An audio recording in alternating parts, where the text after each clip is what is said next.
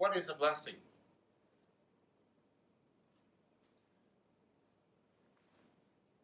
Think.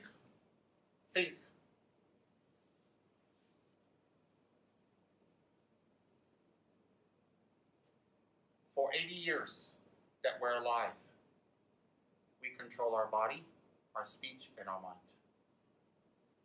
Our mind does not harm, does not intend to harm, does not have hatred, does not use people, does not have ill motivation. And we practice ourselves to reach that level. Think that for 80 years of our lives, our speech is not used for anything but positive. Our speech is always pleasant. Even when our speech is loud and fierce, it is to benefit, it is not to harm.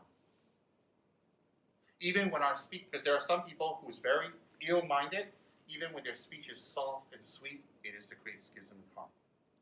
It's not the tone of the speech. Think that our speech is always used to bring refuge and help and assistance to other people. Think that your speech is used that for 80 years. Same with your body. So for 80 years, your body, your speech, and your mind is used to benefit others and not bring any harm wherever you go.